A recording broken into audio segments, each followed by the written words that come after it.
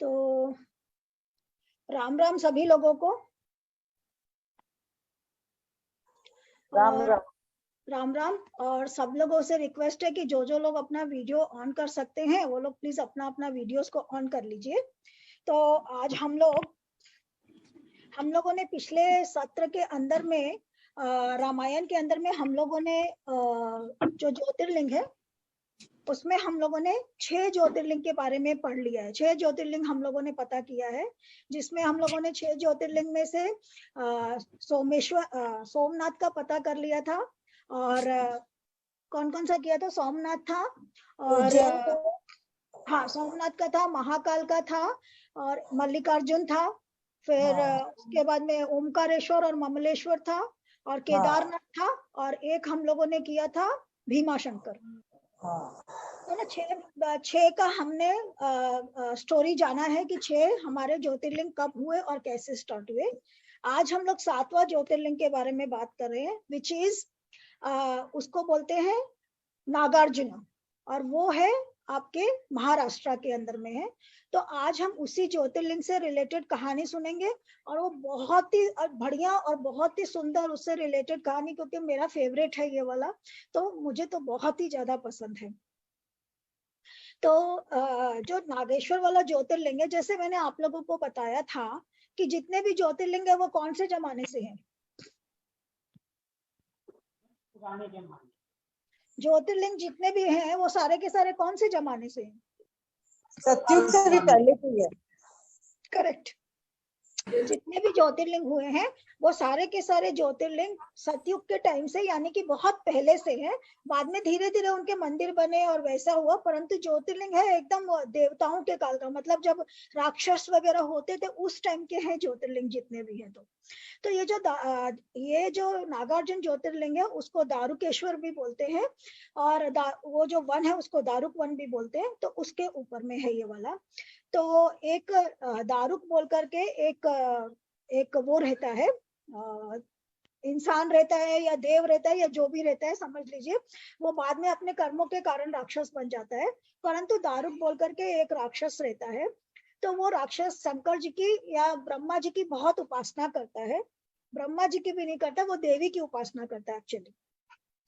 तो वो देवी की बहुत उपासना करता है, क्योंकि अलग अलग जगह अलग अलग बातें लिखी हुई है। कहीं लिखा हुआ ब्रह्मा की उपासना, कहीं लिखता है पार्वती की उपासना। तो I am confuse little bit.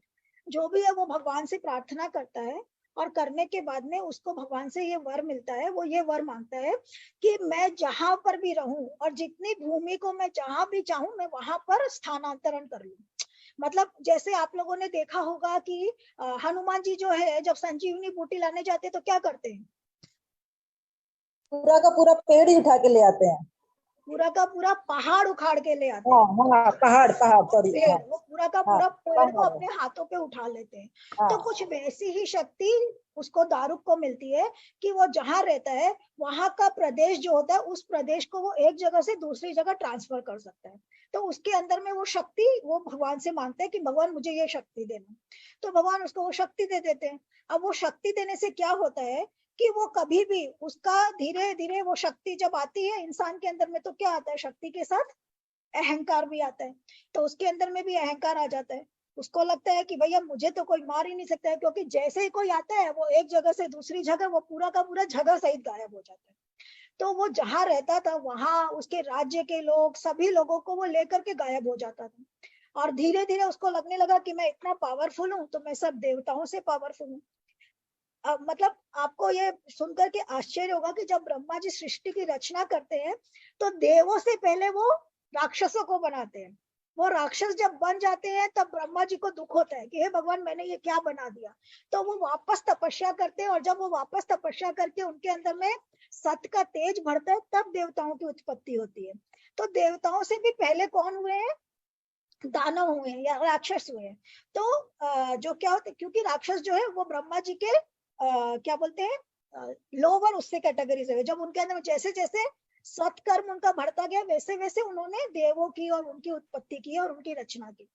तो उसके पहले से है दानव, तो इसको बड़ा गरूर हो जाता है, उसको लगता है कि मैं सभी देवताओं से ज्यादा पावरफुल हूँ और मैं देवताओं को जीत सकता हूँ। तो वो क्या करता था, इंद्रलोक में जाता था, देवताओं के ऊपर में अत्याचार करता, उनको परेशान करता, जो लोग यज्ञ हवन वगैरह कर रहे होते उसमें विघ्न डालता, और फिर वापस अपना गायब हो जाता, और कोई उसको ढूंढे तो कहाँ ढूंढे, उसको रहने की कोई एक जगह तो थी नहीं, क्योंकि वो जिस जगह को रहता था उस जगह के साथ वो गायब हो जाता था, उसके साथ वो दूसरी जगह शिफ्ट हो जाता था। तो ऐसे करके वो करता है।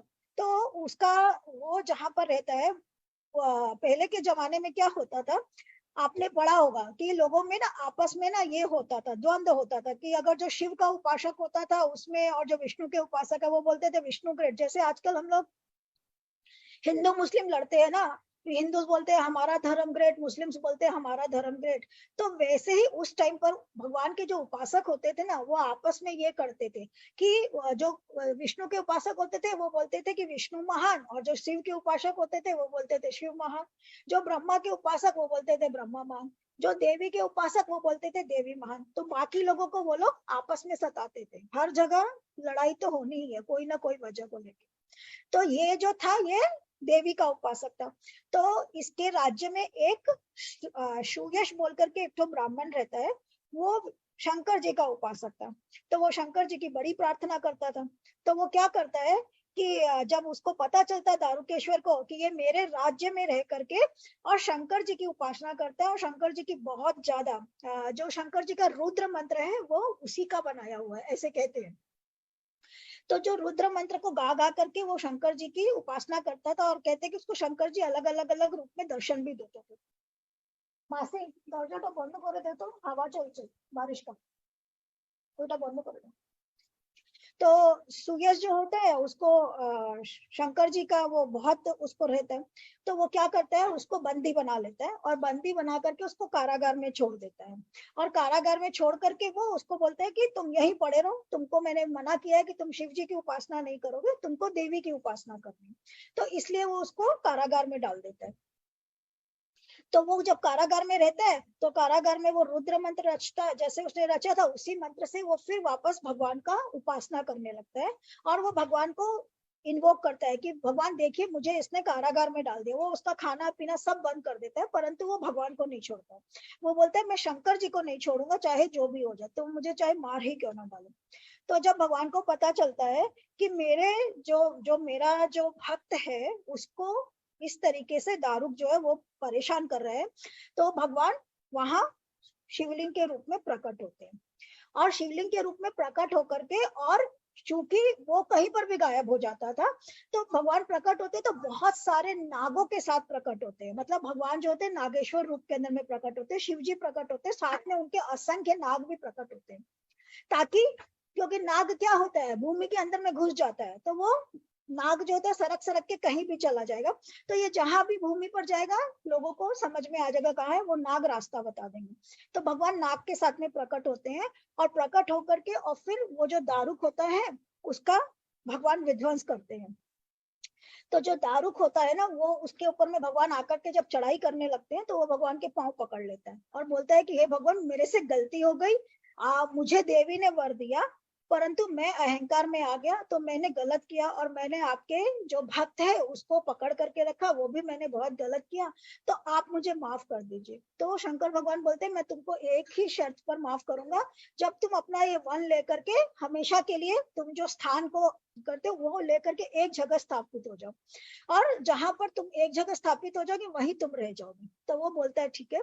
तो वो जहां पर शंकर भगवान प्रकट होते हैं ना लिंग के रूप में और नागार्जुन के रूप में, वो उस जमीन के साथ में जा करके एक नदी के अंदर में जाकर के अपना जगह को स्थापित कर लेता है कि अब मैं यहीं रहूंगा, यहाँ से कहीं नहीं जाऊंगा, और वो अपनी नगरी को ले जाकर के उस नदी के अंदर में ही रख लेता है। वो नदी वहां पर पानी में समा जाती है, जैसे अभी बोलते हैं कि द्वारिका जो पानी में समा गई, वैसे ही उसका वो वन सहित वो जाकर के पानी में समा जाता है। और उसके साथ में नागार्जुन जो भगवान जो अवतार लिए थे वो भी पानी के अंदर में ही समा जाते हैं। ऐसा पूरा चलता रहा, सालों साल तक चलता रहा। फिर बाद में क्या होता है, महाभारत के टाइम पर जब पांडवों को अज्ञातवास और पांडवों को जब वनवास मिलता है और पांडव जब घूमते रहते हैं तो युधिष्ठिर क्या देखते हैं कि एक जगह जहां पर वो जहां जिस धरती के ऊपर में जहां पर वो मंदिर को लेकर के और जहां नागार्जुन को लेकर के दारुक जो है पानी में समा गया था, उस पानी का झगक पर वो लोग पांडव जो है घूमते घूमते वहां पहुंच जाते हैं।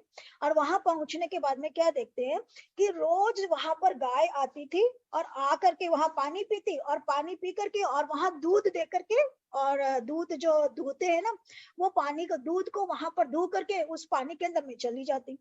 तो वो लोग देखते हैं कि रोज यही हो रहा है कि गाय आती है, आकर के पानी पीती है, परंतु बदले में अपना दूध को उस पानी में चढ़ा के चली जाती है।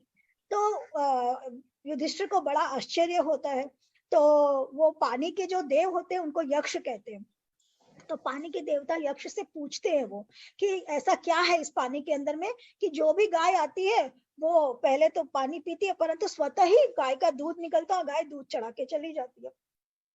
इसका क्या रहस्य है? तो यक्ष बोलता है रहस्य तो इसके अंदर में ही है, वो तुमको ही पता करना पड़ेगा। तब वो लोग क्या करते हैं कि पानी को खाली करने का प्रोग्राम शुरू करते हैं। तो भीम और अर्जुन के पास तो आप लोग को मालूम ही है बहुत सारे बाण थे जिससे वो लोग कुछ भी कर सकते थे। तो अर्जुन जो होता है वो अपना बाण को चलाता है और बाण को चला करके वहां का जितना भी पानी रहता है ना, उस पानी को सोख देता है। तो जब पानी को सोखता है तो क्या देखते हैं नीचे में एक पूरी नगरी है और उस नगरी के अंदर में भगवान का मंदिर बना हुआ है। आज भी अगर आप जाएंगे दारुकेश्वर के अंदर में जहां पर वो मंदिर बना हुआ है तो उसके लिए आपको स्टेप्स में जाना पड़ता है, नीचे जाना पड़ता है, बिकॉज मंदिर तो पानी के अंदर था। तो आज भी आपको अगर वो मंदिर में जाना है ना तो आपको नीचे उतरना पड़ेगा। मंदिर तो नीचे है, ऊपर ऊपर ऊपर ऊपर उसको उठाया गया है, परंतु मंदिर एक्चुअल में नीचे है।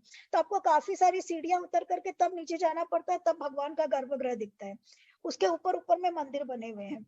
तो जब पांडव उसमें से पानी सोखते हैं तो देखते हैं कि वहां पर भगवान का मंदिर बना हुआ है। और फिर यक्ष आकर के उनको भगवान के नागार्जुना के जो प्राकट्य है उसकी सारी बातें बताते हैं और बता करके तब उनको बताते हैं। तब पांडव जो है वहां पर फिर मंदिर चूंकि निकल ही आता है तो उसको वो लोग थोड़ा ऊंचा करते हैं या जमीन को कुछ भी करते होंगे, परंतु पांडव जो है फिर वहां पर पूजा करना शुरू करते हैं और आसपास के वनवासियों को और सबको बोलते हैं। तब से वहां वो मंदिर का फिर लोगों को वापस से पता चला महाभारत के जमाने में। तो इसीलिए कुछ लोग बोलते हैं कि ये जो मंदिर है वो पांडवों का बसाया हुआ है और कुछ कहते हैं कि दारुकेश्वर जो है वो दारुक का बसाया हुआ है।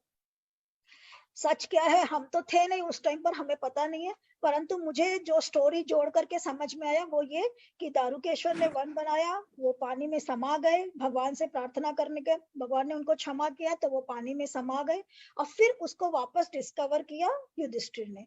तो इस तरीका से जो हमारा जो ये ज्योतिर्लिंग है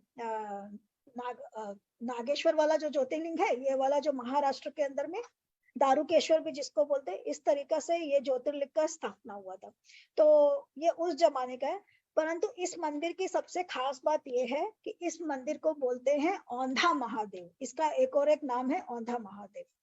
और इसका नाम औंधा, औंधा किस चीज को बोलते हैं हम लोग? जो उल्टा होता है, पीछे है इसीलिए उल्टा। अरे हाँ, जिस चीज को हम लोग उलट के रख देते हैं उसको हम लोग बोलते हैं औंधा। हाँ। तो ये मंदिर क्या है, इसको बोलते हैं औंधा महादेव।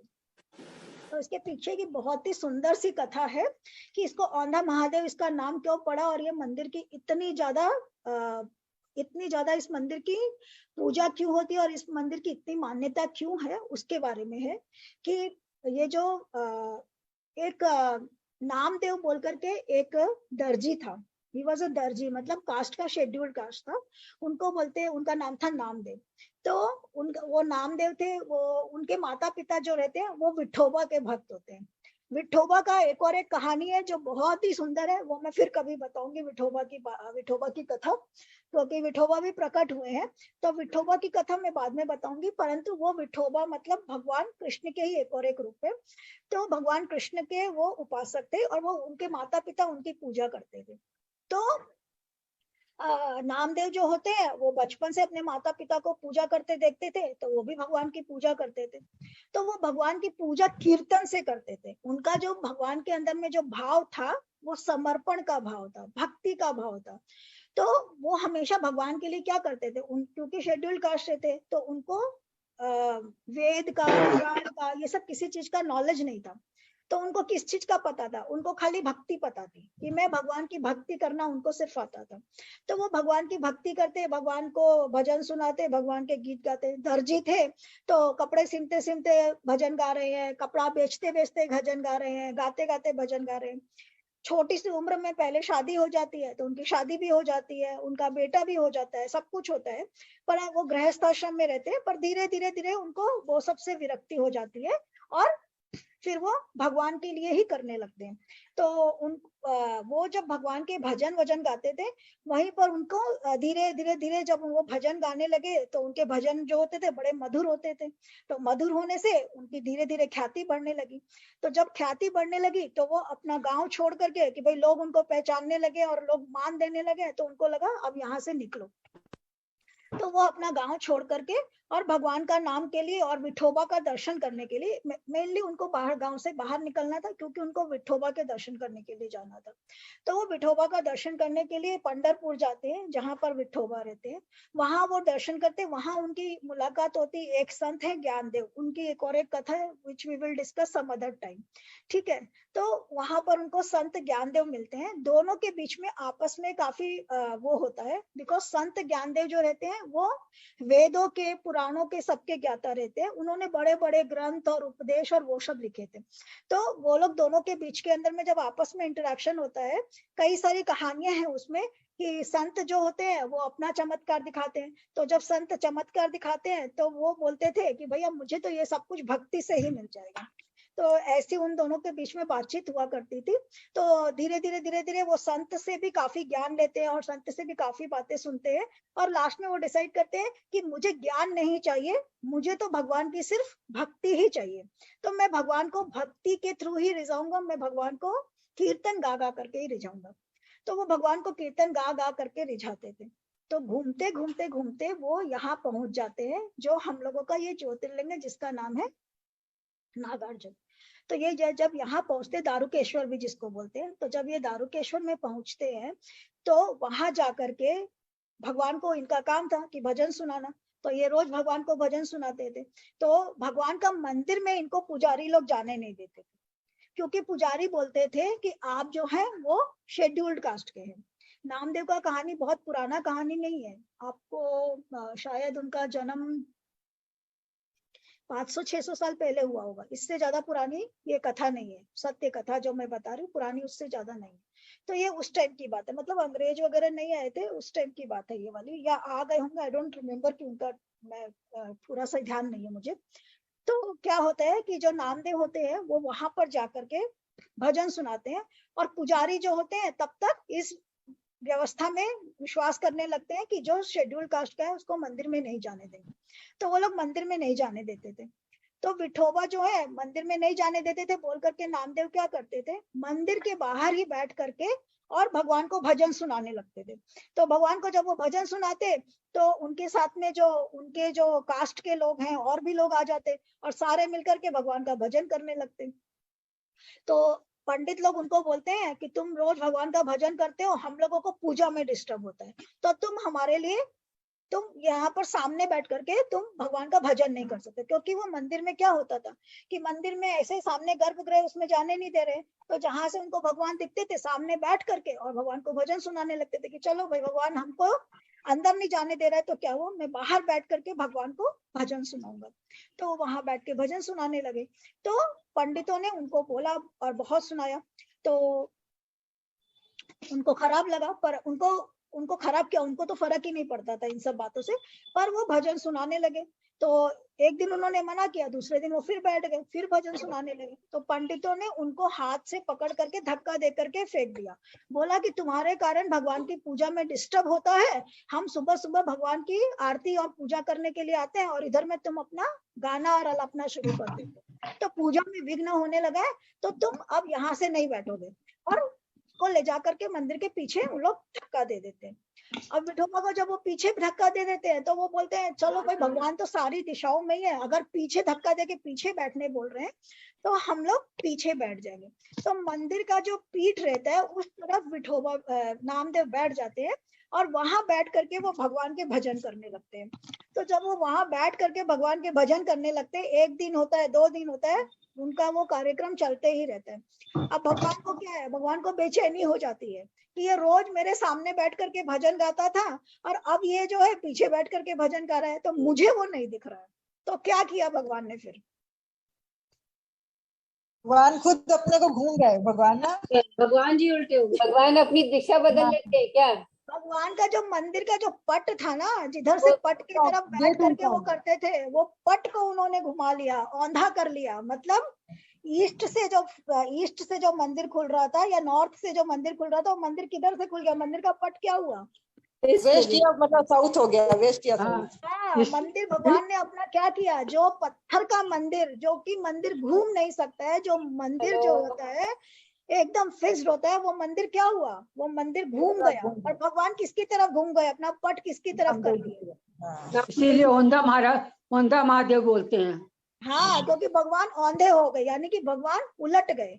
जब भगवान ने देखा कि ये पुजारी लोगों को वो कुछ नहीं बोले, क्योंकि वो जो कर रहा है उसका अपना एक बिलीफ है। देखिए, भगवान ने उसको कुछ, भगवान चाहते हैं तो पुजारी को भी इसकी सजा दे सकते थे, मगर पुजारी का अपना एक बिलीफ है, इसलिए भगवान पुजारी से कुछ नहीं बोल रहे। परंतु एट द सेम टाइम भगवान को ये भी दिखाना है कि ये जो भक्त कर रहा है ये भी गलत नहीं है, तो इसकी महिमा है। तो भगवान क्या हुए, खुद उलट गए। तो भगवान ने अपना दरवाजा जो है उस तरफ कर लिया जिस तरफ में नामदेव बैठे हुए थे। तब सब लोगों को समझ में आया कि भगवान का जो प्रभाव है वो उस दिन सबको समझ में आता है कि इम्पॉसिबल को भी जो पॉसिबल कर सकता है वो कौन है? ईश्वर है। तो ईश्वर जो है वो इम्पॉसिबल को भी पॉसिबल कर सकते हैं। और तब से वो जो दारुकेश्वर का जो नाम है, वो दारुकेश्वर और नागार्जुन तो सब भूल गए, सब उसको औंधा महादेव के नाम से ही जानते हैं। आप गूगल में सर्च करेंगे तो आपको औंधा महादेव ही लिखा हुआ आएगा, आपको दारुकेश्वर या नागार्जुन लिखा हुआ नहीं आएगा, क्योंकि उसी के नाम से फेमस हो गया, क्योंकि भगवान औंधे हो गए, यानी कि भगवान उलट गए। तो जिधर थे उधर से भगवान ने मंदिर का पट उधर कर लिया। तो पत्थर का मंदिर था जो कि एकदम ऐसा विकट मंदिर था जिसको हिलाना तो बहुत ही मुश्किल की बात है। तो ये वहां पर नामदेव के कारण हुआ। और जब ये वाली बात गुरु नानक को पता चलती है, फिर गुरु नानक आकर के उनको लेकर के जाते हैं, और उनके बहुत से शब्द हैं जो कि बाद में वो फिर पंजाब चले गए, अमृतसर मंदिर में उनको ले जाते हैं वो गुरु नानक, और फिर वहां वो 20 साल रहे। और वहां उनके लिखे हुए शब्द जो है वो अभी तक मंदिर के अंदर में गुरुवाणी और शब्द के अंदर में नामदेव के लिखे हुए वो सारे के सारे चीजें अभी भी पढ़ी जाती। So that is about Aundha Mahadev. क्योंकि मुझे सोच करके भी आश्चर्य होता है, मुझे गूज बम्स होते हैं कि भगवान भक्त के लिए कितना कर सकते हैं ना, कि मंदिर उलट गया, मतलब अनइमेजिनेबल है। मैं सोचती हूँ जो लोग उस वक्त वहां प्रेजेंट रहे होंगे और जिन्होंने वो नजारा देखा होगा, मतलब मेरे को सोच के भी लगता है कि कितना अद्भुत नजारा रहा होगा, और कितने बड़े भक्त होंगे जिसके लिए भगवान ने इतना बड़ा कष्ट उठाया कि अपने मंदिर को ही पूरा मंदिर का जो मुख्य द्वार होता है उस द्वार को ही पलट करके भगवान उसकी तरफ हो गए। तो भक्ति जो होती है ये इतनी बड़ी होती है, और भक्त की भावना जो होती है उससे भी बड़ी होती है। सो दैट इज अबाउट दारुकेश्वर, और that is about Aundha Mahadev. तो कभी मौका मिले तो, मेरे को अभी तक मैंने देखा नहीं है, पर कभी मौका मिले तो मेरा बहुत मन है कि मैं जाऊं और औंधा महादेव के दर्शन तो करके आऊंगी। चलिए साथ में प्रोग्राम करते हैं। डेफिनेटली महाराष्ट्र के अंदर में 5 हैं, एक भी नहीं, महाराष्ट्र में 5 ज्योतिर्लिंग